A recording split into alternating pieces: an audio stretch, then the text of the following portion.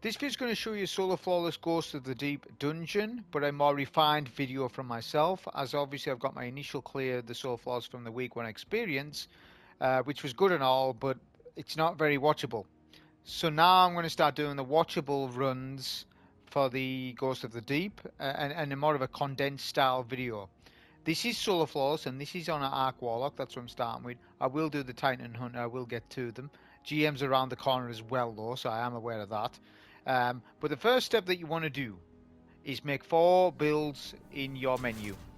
The reason is because you need 2 builds for the first boss and 2 builds for the final boss. Or there'll be more information about all these builds in the run, and I'll provide dim links. It's going to be 4, so there's a lot of mods going in, so there'll be information about it on the run and commentary.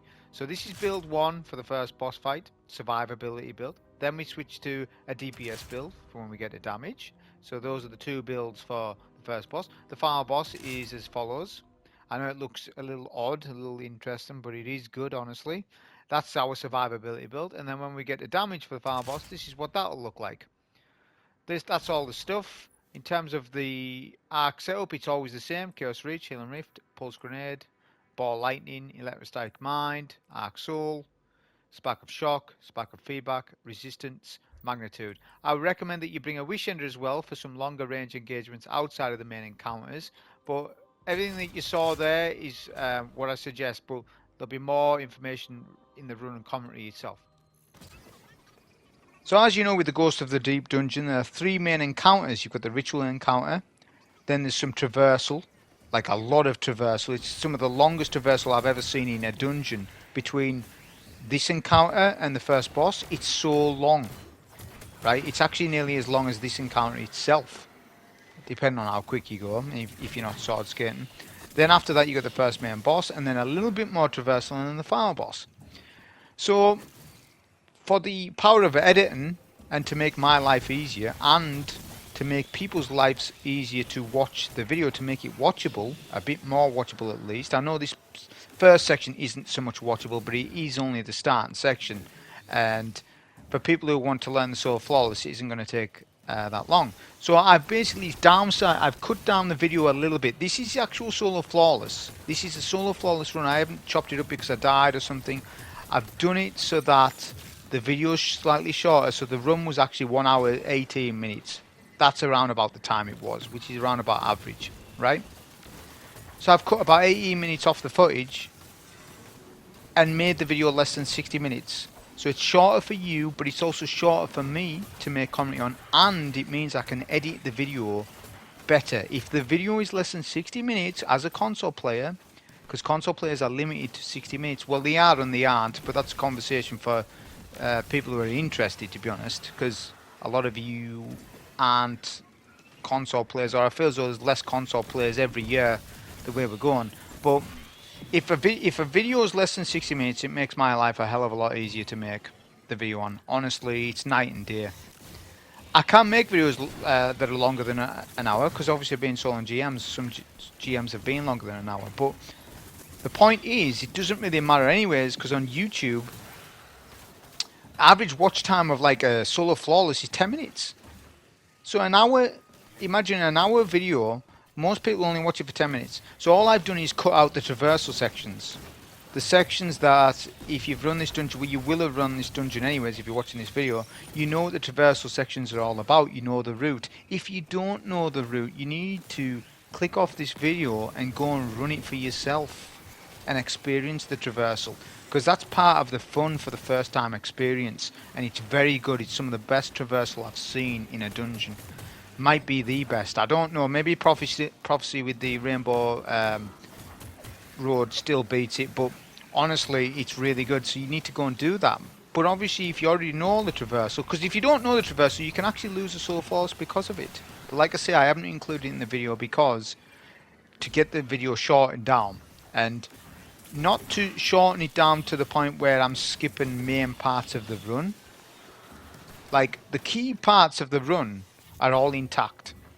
It's not one of these videos like where you see how anyone can Solo Flawless a dungeon and the video is like 25 minutes long, but yet their run was probably an hour and a half. Like that there is just misinformation technically, and I've hated those type of videos ever since I sort of started seeing them around Prophecy, when Prophecy first came out, how anyone can solo flawless Prophecy or solo flawless Ghost of the Deep, and it's literally just one phase of each boss. This is how you do it. But the thing is, that doesn't really work, because you need to see things in real time, how things can change depending on the situation, and you ain't going to learn those key things if you watch a video like that. You're not going to learn anything from this starting encounter, but I don't think you need to anyways, because there's nothing too threatening in this starting encounter. So yeah, it's not watchable right now because I've sped the footage up, but like I say, all the key things are in the run, which is the two main boss fights. That's what you really need to learn for the solo flawless. Granted that you've already done the traversal with a team, and you know the rhythm of the dungeon. You just need to seal the deal for the solo flawless. That's it. So we're using Karnstein Armlets. This is the build that we're going to be using for the first boss fight. With a Glaive, we're using Riptide, which I barely use. I'm just using double special so that we get more heavy ammo. That is literally it. The Riptide didn't serve too much of a purpose, because honestly the build is so good on Arc Warlock that the Glaive, Karnstein Armlets, Arc Souls, Pulse Grenades, Healing Rifts done so much work that I barely got a chance to use my fusion, which is actually a good sign. This I believe to be the best, easiest solo flawless to do. I know some people don't have a Warlock created and they're only a Titan main, or they're only a Hunter main, or whatever. But honestly, I think for me personally, the easiest solo flawless is Warlock. I think the second easiest solo flawless is a Hunter, because of Assassin's Cowl, and then I think Titan's dead last. But Titan's still doable, obviously. Just there's only really one build that's viable for the flawless, and it's Solar, to be honest, like a good stable build. So I've skipped the traversal, like I've already explained. The reason being is because to shorten the video, to make it more watchable. You're not going to learn anything from the traversal section if you've already run it. You should know how to do that bit. So on to the first boss fight. So like I said, we're using Karnstein Armlets for the health regen. So obviously you get 3 mages at the back of the room. We know this. You then spawn in at Hive Ogre once the 3 Ultra Knights are killed. So with my build, it's all about putting out a lot of damage whilst getting health regen. My Glaive is craftable. It's the Season of Haunted Glaive. I forget the name of it right now, but it's got close to melee on it. Any Glaive that you have with close to melee on it will work similar to this one. So I used the Void one last time. That was a pursuit weapon, right? Anyone could have got that weapon.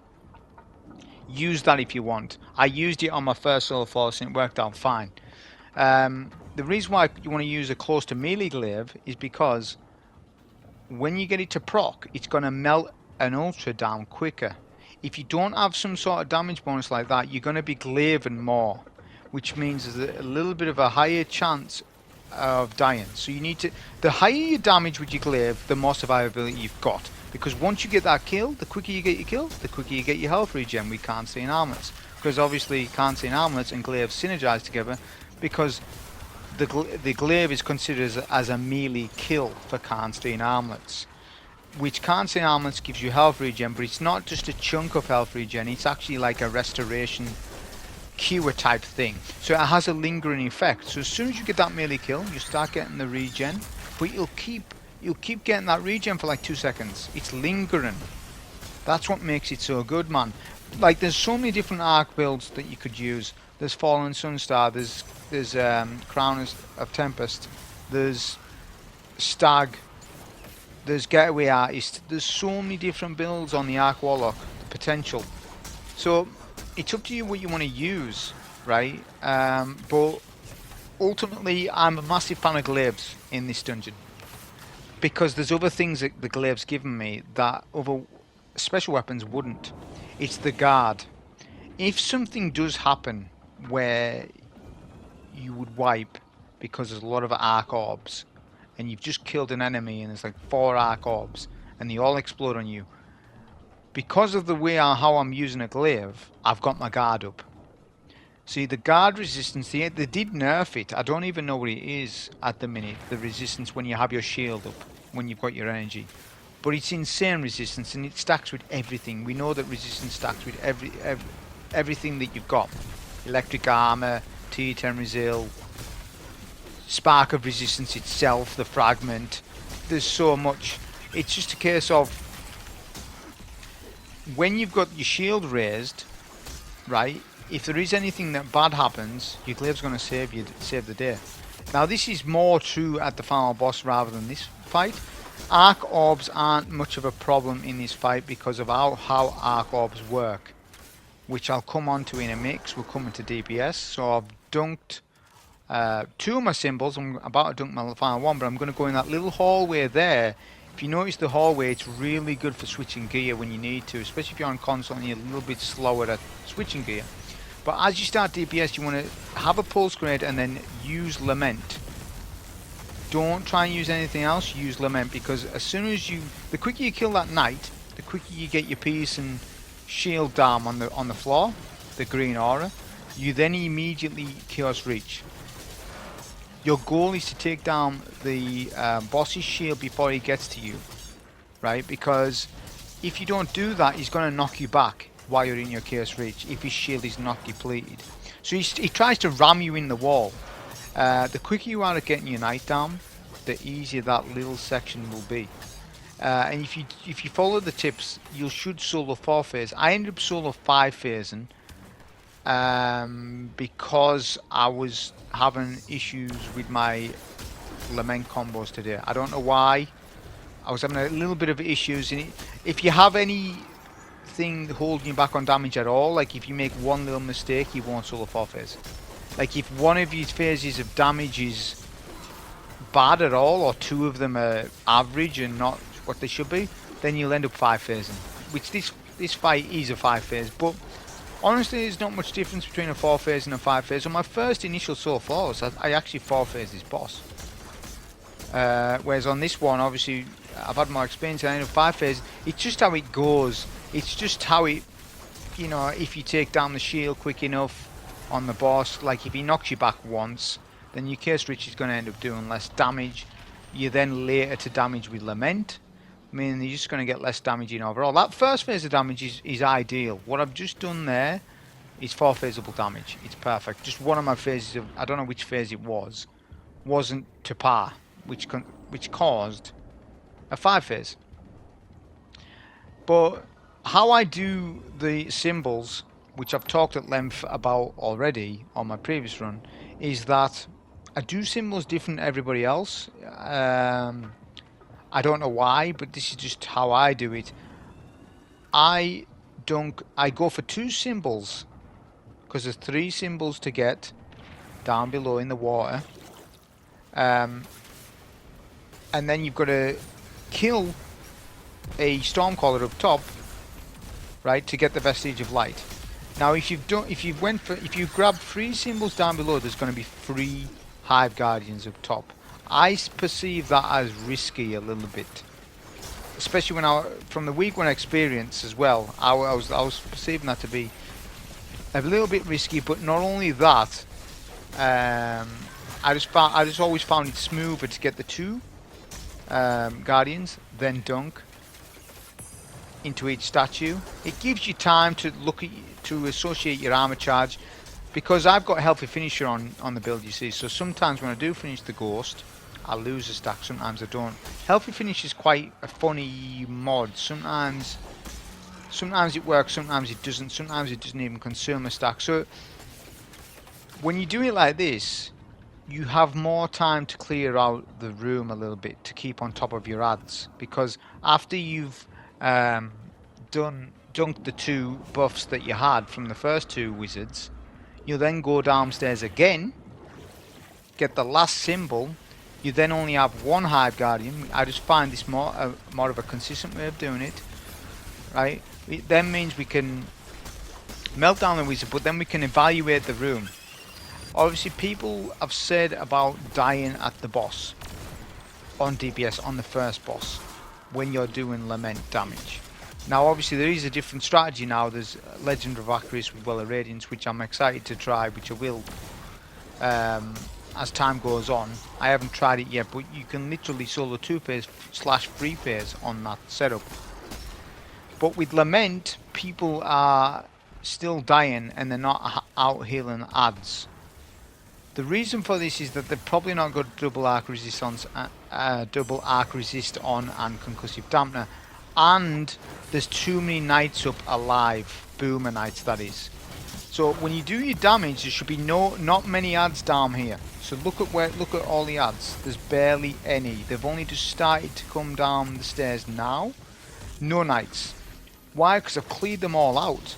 Now knights will keep still spawning, right? But if you keep on top of the if you do a little bit of ad clear after your final symbol, is what I'm saying, then it's not as bad to survive. Now I'm getting hit hard here, so eventually sometimes it does happen where you get hit quite hard. So this is why we end up actually 5-phasing. That's the phase that was bad. It actually wasn't me, it was just the ads started to collapse. If you foresee that happening, where you're not out healing the damage, so even if you get your Lament combos correctly, which should be as follows: when you charge Lament, it should be 2 light swings, a heavy, then 2 uncharged light swings, so just 2 casual for me light swings, then back to the 2 charged light swings, and then a heavy, and then repeat. But sometimes if 2 boomer knights get down the stairs and then a couple of acolytes start hitting you, and maybe you haven't jolted the boss and it's not chaining arc to the rest of the adds and it's not staggering the rest of the adds, sometimes you can die because of this. It's not as much of an issue on a Warlock because you can always heal and rift, but it is sometimes where you can still sort of mess up. Like my damage is just half or just above, but because I had to leave DPS early, meaning that I didn't get the damage I should have done, it just meant I had to do an extra phase. And honestly, I don't see it's a big deal because it's 3 to 4 minutes per phase. So what? It adds 4 minutes to the run. It doesn't really matter in the grand scheme of things. So if you're on a run, don't be discouraged because you've had to do more phases on this fight. Because honestly, this fight isn't too much threatening. The hardest part is DPS. But like I said, there's an actual better build for this boss fight now, where you use Well of Radiance and use Legend of Acris, which in future runs that's what I'll end up doing, because it'll be a lot more consistent. The fight will be over quicker, which means I can get to the final boss quicker, which means the whole video will be shorter, which will be nice on this dungeon. So if you want to consider doing the Well of Radiance Legend Rakris run, do it, but I will tell you that it involves having a bipod rocket and being able to use Arbalest and then swap off. Now, I haven't done it yet because I haven't got the bipod rocket. I've run this dungeon a lot as well. I've got a few solo clears in this now. I've got 2 solo flawlesses and like 6 solo clears in total, and no bipod rocket yet. I haven't done the Master Farm glitch where you use Witherhoard because I don't. I think it devalues the dungeon so much that I wouldn't want to do that, even though I could have farmed the boss for a bipod rocket. I would have hoped I would have got a bipod rocket by now, and I haven't. So that's why I'm still not doing the Legend Backry strat. But as soon as I do get the bipod rocket, then I will, because obviously you have more reserves. So then when you do the swap from a rocket to Acris and then you switch off Arbalest, the shield is taken off, but you're in a well, and then the boss is about to come and get you. And with Trench Barrel and Acris, you'll melt the boss down. But if you don't want to do that and you're not comfortable with that, or if you don't have that weapon, because some people don't have that weapon, right? Or they haven't bought it from the kiosk, or they never ran Leviathan when it was out, then Lament's, your way to go with it. Try to always save a pulse nade for each guardian that you face as well, because you're going to get plenty of pulse nades, right? So you may as well use them for that moment in time, and use the ads as your health regen when you navigating around this area. So you need to be constantly, as I say, on top of your health to make it consistent. Because if you start being lazy and you start keeping your eye off the ball a little bit, not giving the encounter a little bit of respect, you end up dying and you're like, oh, I didn't have close to melee procced. I didn't kill the knight quick enough. The ogre killed me, or I got suppressed. Because the boss is actually an actual threat at the start of each phase. But obviously he then goes down below. So we do now swap in that little hallway. I didn't dunk the symbol there straight away. Make sure that you do that swing right over as well. The quicker you get to middle, as soon as you dunk, the better. Because then you can do your curse reach like this. And it means that you shouldn't. I mean, he still knocked me there. That's what I'm saying. Sometimes he'll still knock you. So I might have ended up doing less damage because of that. So sometimes he can still knock you. It's just a case of you just need to be as quick as you can. If he knocks you back, just be ready to change your aim with curse reach so that you're still hitting him, because the moment you take your cursor, moment that you're not hitting him with curse reach, you're losing so much damage. So we lost a little bit of damage on that phase, right? So I mean, I could maybe kill him in that sort of damage, but it is Lament. Lament, whilst consistent, it's honestly not the best damage option that we have available to us on the Warlock at the minute. But you've saw each phase how it works.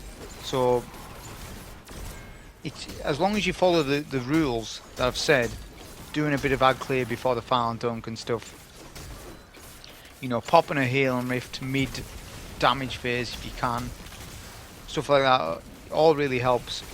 And jolting him as well does.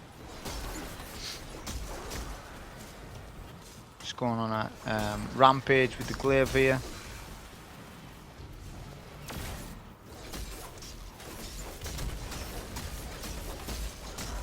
See the damage. Not only the damage, it's the stun damage it's doing. Because we've got Unstoppable Glaive this season, which we've been, how many times have we had Unstoppable Glaive? Quite a lot. Because we've got Unstoppable Glaive, it stuns enemies, right? Because champion mods work on all enemies in the game. So Unstoppable rounds, if you want to call it that, will stun certain bosses. Well, it'll stun minors, it'll stun ultras. So it has that stopping effect. Overload rounds has a similar effect to enemies where it will disrupt them, but it'll make it so that they do less damage to you. So whenever it's like overload SMG or something, whatever, then you have that mod on anyways. Right, because you're actually technically overloading all the enemies that you shoot in the game, which means you are actually more tankier.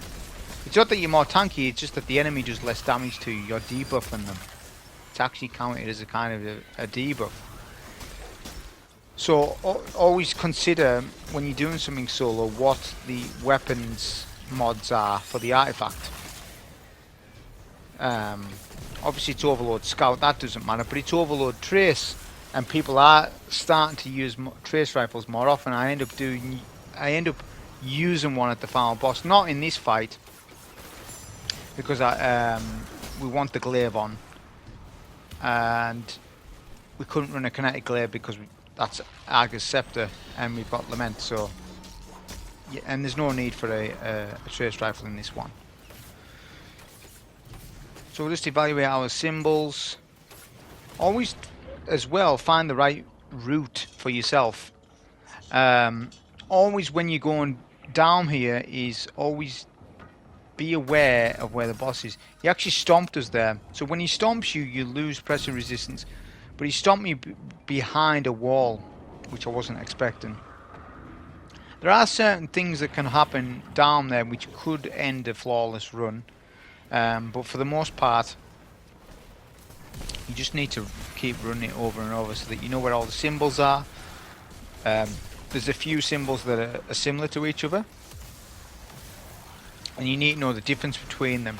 If you don't end up knowing the difference between them, If you dunk the wrong spider, for example, the wrong spider symbol, because it's two different types, then that's a wipe. There's maps on Reddit. There's if you're not sure, look at them. But the best thing that you can do is just practice. If you're completely new to it.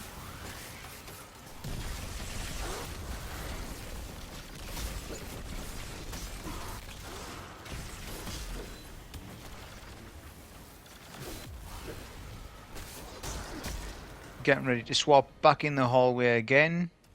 So this was my intended last phase. It didn't end up working out that way because we lost damage on phase 2 and 3 a little bit, which it all adds up in the end. If I hadn't lost damage on those 2 phases, I might have got him down to say A.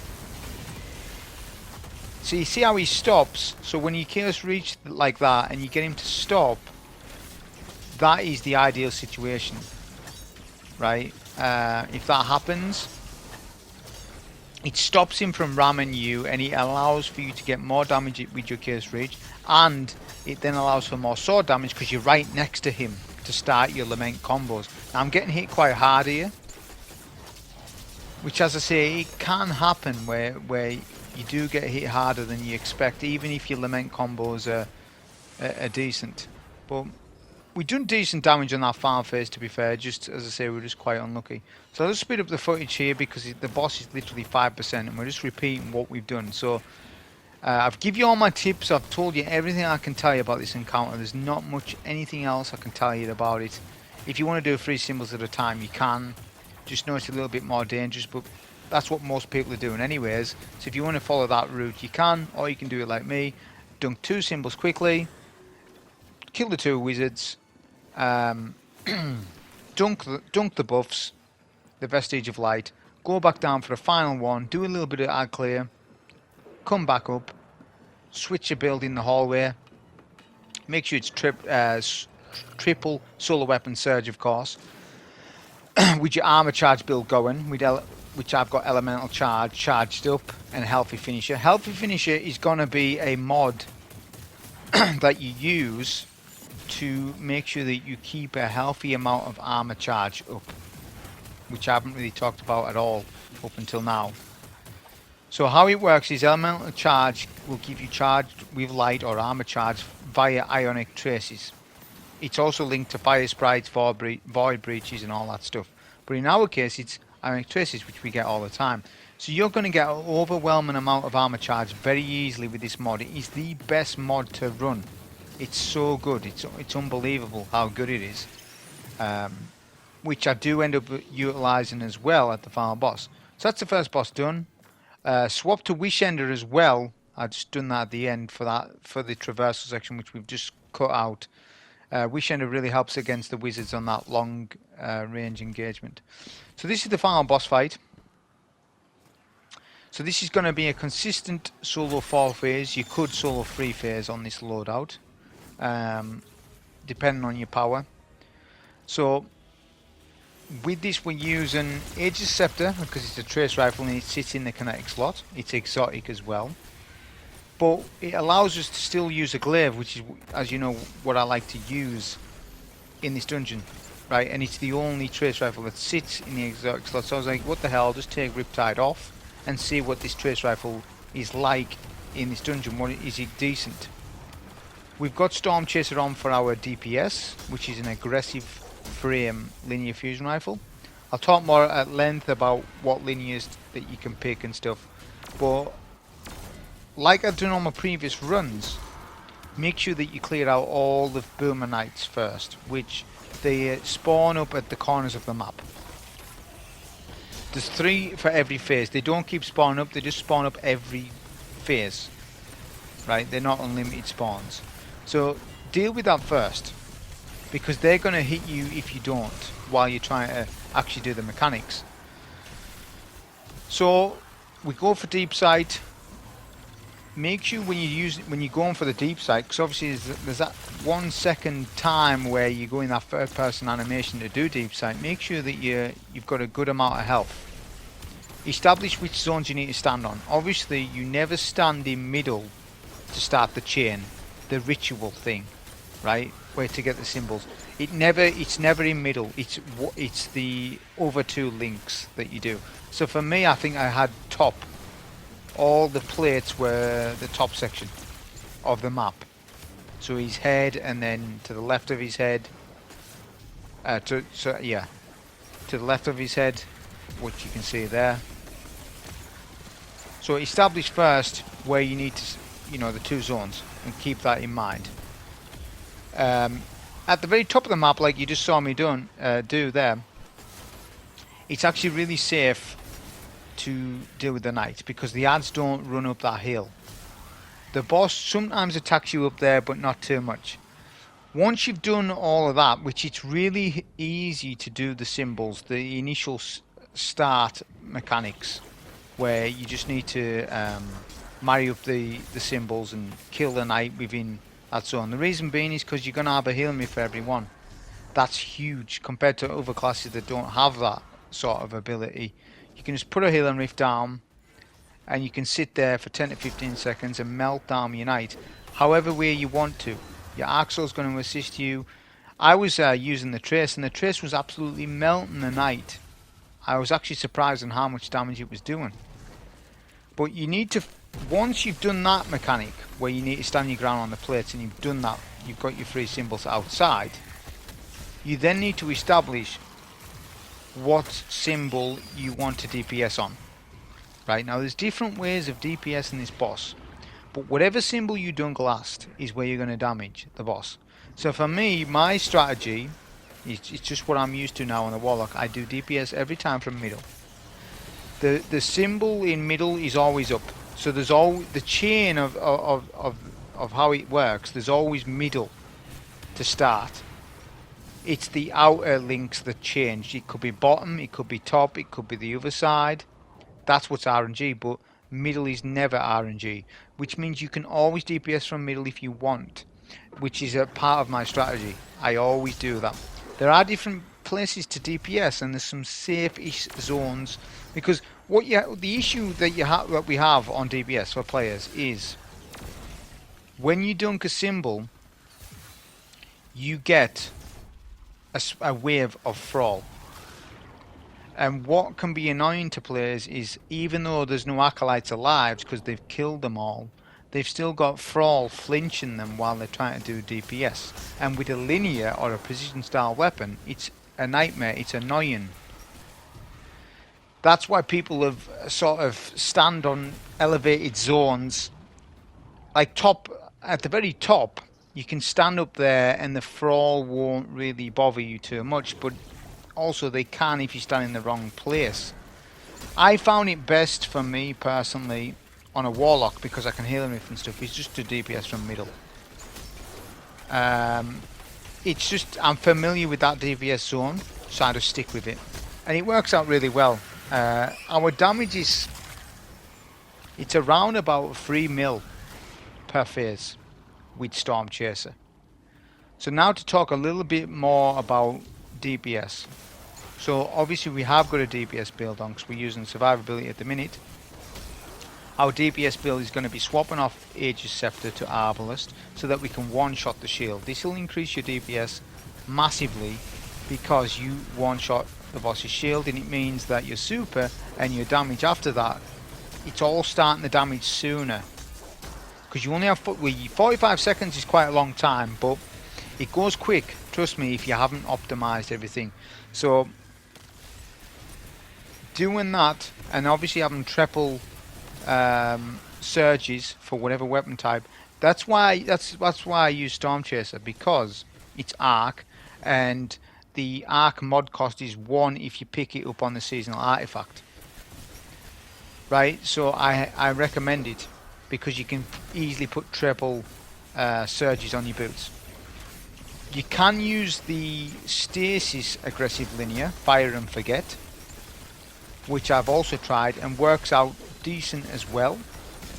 It works out similar to this, to be honest, but it has got Vice Stinger, that one, whereas Stormchaser hasn't. So it's up to you, but I actually recommend these aggressive frames over a precision frame, because I have tried Taipan out, and Taipan isn't putting out the damage that these are. Cataclysmic obviously will put out really decent damage, but then you've got to do the whole bait and switch thing. And don't get me wrong, I like bait and switch, but I can't be bothered doing bait and switch perk on this boss fight. There's already too much going on with weapon swaps and getting everything correct without having to sort of try and juggle weapons and start doing bait and switch on this. When really it's unnecessary and you don't really need to do it. So I didn't opt to do Cataclysmic anyways. I could have done it. I have the option to do it. To do the fourth times the charm bait and switch and all that. But I opted for, instead of that, just stick with Arbalest, stick with a aggressive frame linear, right, and then just see what damage we can do. Obviously it depends on your power level as well, which I'm quite high now to be fair, so it is going to put out decent damage. But we're ready for DPS now. You need to clear out the acolytes quick, which I'll talk more about on the next phase because I haven't had much chance to mention it. We'll get our symbol in here, Arbalest immediately, then I jump up in the air. The reason for this is because the boss is less likely to hit us. Right, look, he's not even hitting us at all, and it just means that I can consistently do a lot of damage, because after Chaos Reach is ended, if I have full HP, right, then this is perfect. It means I don't need to pop a Healing Rift right away, but I will pop a Healing Rift around about midway damage. Once I'm like, right, let's pop a rift, because I know the time and the acolytes will start to spawn up and they're going to start hitting me. So if I can have a Healing Rift safety for the back end of damage, it means I can get my damage in without having to run away, because running away is going to be less damage. We've nearly got him down to the end there, so that is huge damage. That is so good. It's not because I was accurate. I missed a few crits there. The boss acted weird when I done a pulse screen, which sometimes that does happen. Strafed left and right, so you are going to miss a couple of crits with an aggressive frame, but aggressive frames are forgiven. I found that they are more forgiven than what a precision frame would be, right, like with the Taipan or the Cataclysmic. So that's why I think for most people an aggressive frame is the way to go, unless you want to do the bipod trick with Leviathan's Breath. Personally, I don't really like Leviathan's Breath, even though I have said before, I know it gives out the best damage and you can solo free phase with Leviathan's Breath, but I just don't like aiming the damn thing in this. I just find it slow. I know it's got Archer's Tempo and stuff, and you miss one crit though. If you miss one crit, it's not good. You've got to hit all your crits, and it's just like So it's sort of, I feel as though enough people have showcased Leviathan's Breath off for me to, what am I adding to it by me running it as well? You've seen the Leviathan's Breath gameplay, I'm sure you have. You've seen how that works. So yeah, I wanted to provide something different for my video on what I was wanting to do. And like I said, this loadout could even solo free phase. It could, if everything was lined up and I was a little higher in power. I would do a little bit more damage. It does have the potential to solo free phase. Everything would have to be on point though. But the point of it is, on a solo flawless, things don't always go to plan, especially on a dungeon of this length. So you want a mixture of safety with reliable damage, and this offers reliable damage. Also, the trace is really good for shooting the orbs. That's another reason why I put it on, because on my first solo flawless I was having issues with the orbs on the Arc Warlock because I was using Riptide / Glaive because I was wanting to run Karnstein. But I was like, well, let's just take Riptide off, even though I do value Riptide insanely strong in this fight because of how good it is on Hive Guardians. Chill Clip freezes the Guardians and stuff. But Ager's Scepter, it didn't dawn on me until I used it. It overloads everything. Overload Trace Rifle is up this season. Not only that, it puts out decent damage. Whatever you do, don't use the overcharge mechanic of this weapon. Make sure you don't mess up and do that, because then you lose your super. We don't want to use it for that feature. I must reiterate, I'm not using it for that. Even though you could use it and overclock it and maybe melt down the Guardians and farm up super energy. I actually never thought of that until now, but I never used that feature of the weapon. It was just solely just for putting out decent range damage, and it's a special weapon. So I'm going to get the advantage of, I'm running double special, so I'm going to get more heavy. So I never have to think about heavy ever in this fight. I never once thought, right, I'm struggling for heavy here. Whereas if I put on Wrist Runner's going to add that safety to you. Yes, that's a huge plus.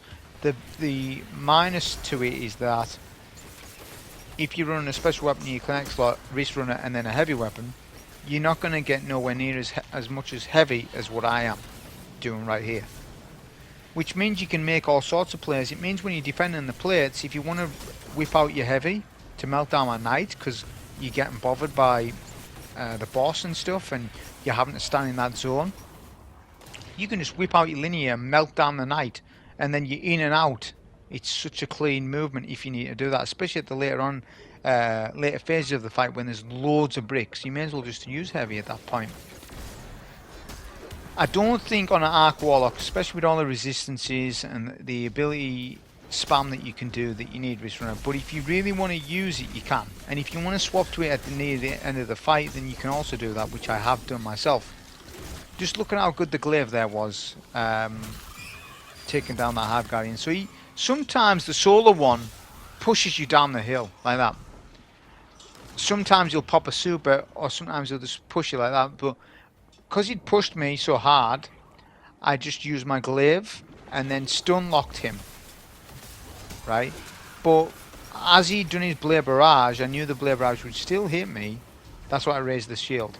Seriously, that's why Glaives in this, especially on a Warlock, maybe not so much on a Hunter, but on a Warlock, the fact we can't see Armlets, it just makes sense. Like I say, you could, I've saw other people use the arc chest, where you keep getting a rift and it does an arc explosion and stuff like that. You can use that. It's kind of novelty though to me, and it relies on you being a bit more stationary. I like to be mobile, and that's why the Glaive suits me, because I can be mobile a lot. Get a health regen. If I need to get quick health regen, just one stab to an acolyte, I've got health regen for 2 seconds. So good. Like if I need to rush and get deep sight, that's fine. I can just do this, kill an adder 2, right, and then get deep sight. So same as what I've done with the first boss fight, it's the same theme. I'm obviously now manipulating the adds, which I've mentioned about the acolytes, how they work in the past, but I'll mention it again for the purpose of this video. They are on a timer. Acolytes spawn unlimited. I believe it's around about a 50-second timer that they spawn up. If you're just doing the fight as normal, right, you're not going to be able to keep track of when the last acolyte spawn started, right? If you're, if you're just rushing the symbols, this is what I mean. So what I do is I dunk 2 symbols, then I go and clear out the 3rd room and get the Hive Guardian a 3rd HP or half, depending on how I feel. I'm prepping the last room, which I've done before, so I've prepped it already. Look, so now outside I know that there's no adds alive. The acolytes have been killed, but the acolytes are due to spawn back up. So what I'm doing here is I'm killing the Guardian just as the next acolytes spawn up, which means just before DPS I'll do one last add clear phase. I will then get deep sight, do my swap, my gear swap, which I have to go in my inventory, which is always a risk, by the way, on a run like this. But it means that there's no adds up when you're doing DPS. It makes DPS so much easier and less chaotic. I've seen so many people's runs on how chaotic it is, and killing adds and then going in phase and then doing a bit more DPS and then killing adds again and doing more DPS. All that's just a mess. I've got structure to this fight. Takes me a little bit longer than other people, but I've got structure to it. So look, I've done my gear swap. I was at full HP as well. There's no adds alive. I dunk the symbol, it's just me and the boss. I can jump up in the air like this, and the boss isn't gonna hurt me. So I'm doing my Chaos Reach damage, right? Then I'm at full HP, and then now I can get a good 5 to 10 seconds worth of damage in before I even pop a Healing Rift. If I need to pop a Healing Rift earlier, I will. Because it's a 4 phase anyway, so I don't need to push the damage that much, right? But right, you know, as soon as I get critical, then I'll pop my Healing Rift. I could have swapped the Stag and done that, but that would involve a third swap, which I was not keen on that. It's already enough doing 2 swaps, I didn't want to do 3. But you can see the damage it's putting in, it's doing 34k per crit, right? So that's really good. That's 95k per burst if I hit all crits. And to be honest, that's another reason why I use Stormchaser, because the role that I've got has small board on it and it's a stability masterwork. Why is stability important on an aggressive frame? Well, because they're quite unstable. They're not like a precision frame. And I've always found Stormchaser to be more reliable than Fire and Forget. Fire and Forget, they did buff it, Fire and Forget. They buffed the animation. The animation was uncontrollable when it first came out. Then they changed it and said the animation now is more stable. And it is. I have tried it. But even after that, I still prefer Stormchaser over Fire and Forget. Fire and Forget's got one advantage over it though, and the advantage is Vice Stinger. But they've also nerfed Vice Stinger. It's not as good as it used to be, but it procs for each individual shot of a burst. So you're still going to get Vice Stinger to proc quite a bit. So your DPS would, if you're lucky with your Vice Stinger procs, would be better than this. But again, you'd have to switch the surges to Stasis Surge, which isn't an artifact mod right now, but you'd have to do that. Get lucky with that and be super accurate, and then that would be a solo 3 phase. But you need to be a power for that. Most of you aren't high enough to even do that. Most of you are going to be lucky to 4 phase and probably 5 phase on this loadout, if you follow all the steps as it is. But you can just see how easy it is just to stand your ground, even when you're doing the symbol thing, right? When you have to look through the symbol and provide that. You can literally just guard with your glaive. Like, even if there's some adds around, you can guard, put your shield up, and you can get the symbol easier. Easier than other weapons, I feel. Especially if you're getting pressured, because there are those occasions where you get pressured. The boss just threw a pulse grenade. Never sit in a boss's pulse grenade. It does huge damage to you. Right? It's like a PvP pulse grenade. It's like what you would have in that. It does massive damage, so be aware of that. It's rare that the boss does it, but it does happen. So once you've established, same thing, look for middle symbol. Don't even look at the other symbols. Why? You don't need to. Just look at middle symbol if you're doing the middle DPS strat. What symbol was it? Ice cream cone? Right. That symbol I cannot dunk.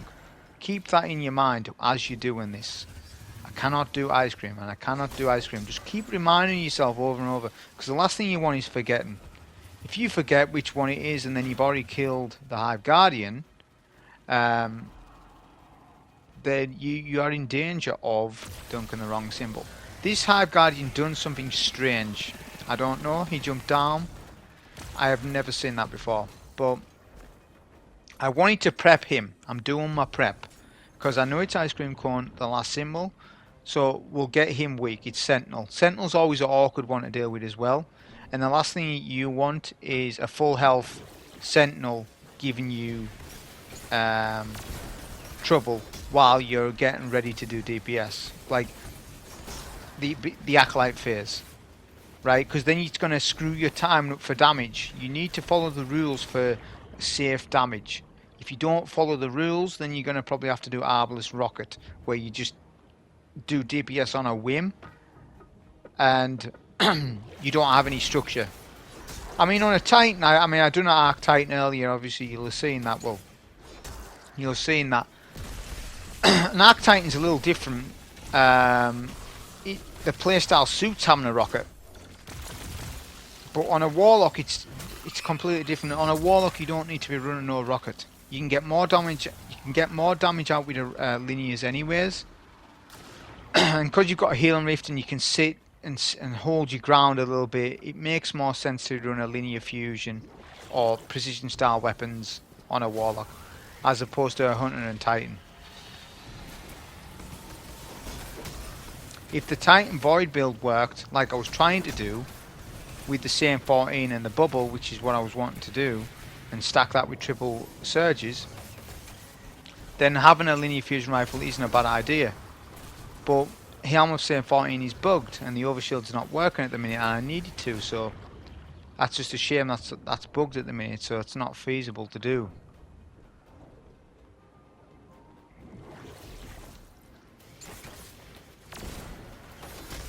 Proc our close to melee, just melt all the ads quickly. I generally just throw a pulse grenade on the Hive Guardian while I'm killing the ads, so it sort of multitasks. We're stun locking the Guardian as well. You can literally just go up to them and melee them to death if you're quick enough before they pop their super. It is a thing, but just know there is a small associated risk to it. If your timing isn't right, say you try and do it on Sentinel and he's full HP, Sentinel can knock you off map because he's going to be in his super. Unless you've suppressed him some sort of way and you run flashbang grenades, which isn't a bad idea, but the pulse grenade's so good that I wouldn't advocate doing it. Just run pulse grenade, it's too strong at the minute. Especially with the fact that they nerf storm grenades. Pulse grenades is now just the best in slot. Storm grenades is still good on a Titan here and there. I can still see it being good GM wise for Grandmasters, but other than that, you just want to run pulse. So now we're waiting for our Acolyte trick. The same thing that we've been doing the entire run. Because as I say, we want to know exactly that this rotation's correct. If it's not, then you might get Acolytes mid DPS phase, and that doesn't work for our strat because we DPS from mid, trying to make our lives easier. It just means it's a little longer each phase because of this. You could skip it a little bit and just not take care of your Acolytes and not care too much about the spawns. If that happens, this means that you need to DPS from up top. Right? You need to stand on Oryx's head, which I'm not a fan of, but I've seen people be successful with it. If you want to do that, then that's fine, you can. Just know that there's risks associated with it, I feel. And you might need to swap to Stag if you're going to do that, and then you get another healing rift. So you get 2 healing rifts per phase. But that then will cause me to have a headache, and I have to have 3 loadouts. I cannot be bothered doing 3 loadouts for 1 boss fight. 2's enough for me, and that's why I settled on doing it the way I'm doing it. And it is reliable clears. This is a reliable run. There's nowhere in the run where the most dangerous part was when I was doing DPS to the first boss, and I had to leave DPS early. That was the most dangerous part of the run. So, but on the final boss fight, if you follow all the rules, it's not dangerous, honestly.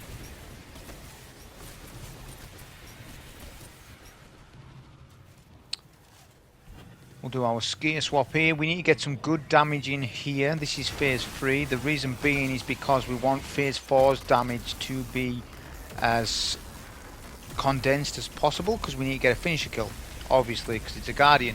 So we need to put in the damage, as much damage as I can. So I'm actually trying to get all my crits as much as possible. I'll even get a pulse grenade. I don't always recommend doing this. If you feel as though the boss hasn't moved for a while, for a few seconds, and you feel as though the boss isn't going to move, then throw a pulse grenade. You might miss it though, you might not. It just depends. Just know if you hit your pulse, it's going to amplify your damage so much more.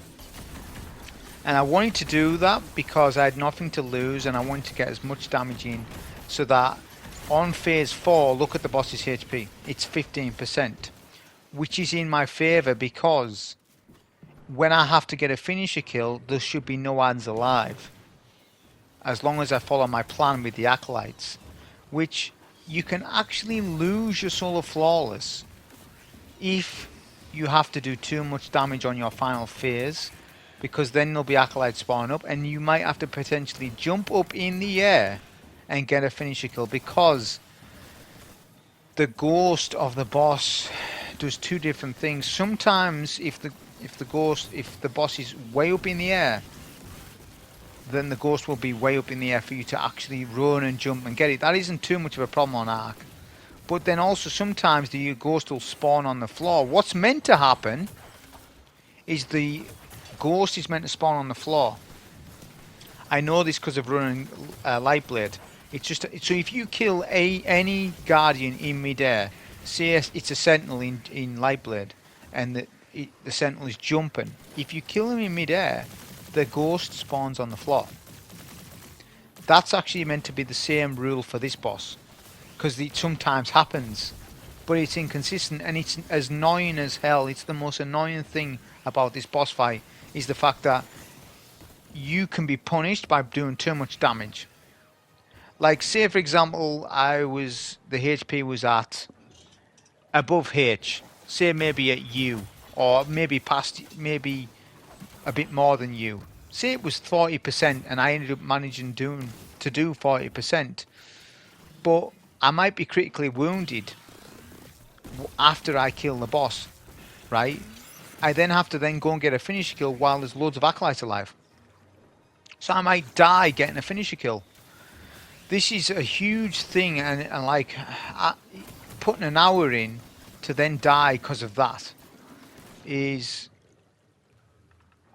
will be daunting to somebody if they've went through all this and they lose the Soul of Flawless because they couldn't get the finisher kill. And I've saw a couple of clips of where people couldn't get the finisher kill and they had to let the boss revive themselves because they couldn't do it. Like if they went to get the finisher, they would die. They looked at their HP at that time and made a split decision. Or, you know, they couldn't jump up high enough. So you've got to be well aware of it. It's probably the biggest risk, I think. But how it works out for me, because it's a safe 4-phase as opposed to 3-phase, I'm going to be well ahead of my damage curve anyway. So I'm going to be, what, 20 seconds into a damage phase, and the boss will be dead anyways. My Chaos Reach will just about finish the boss off. It just means there'll be no Acolytes alive when I get that finisher kill, and that's all I'm saying. I'm just speeding up the footage now because you've saw everything with the fight. There's nothing much else I can tell you about this fight for this Warlock run, honestly. There isn't. Like I say, there's the bipod rocket launcher exploit, whatever you want to call it, where you have 14 rockets and you double stack reserves. You run Arbalest and then you swap off Arbalest to Leviathan's Breath and you do more damage this way. Obviously I'm not using that because I don't have a bipod rocket to do that. So, you know, and some people might not, but at the same time I see that getting patched as well. Or they nerf from bipod, I don't know. But it's kind of a dumb thing if you think about it. It really is. The fact that you can just do that, because you absolutely need a bipod rocket to do it, to have the one-to-one where you swap off the rocket and have a lot of heavy in your next exotic heavy that you swap to, or whatever heavy it might be. So we'll finish the boss off, get our Arbalest shot plus Chaos Reach, and like I say, there's so much more time left on this damage phase, but because we've optimized phase 3, it means it's going to be an easy finisher kill. But that was a Soul of Flawless run on this for the Warlock. Hope you enjoy it. Thank you.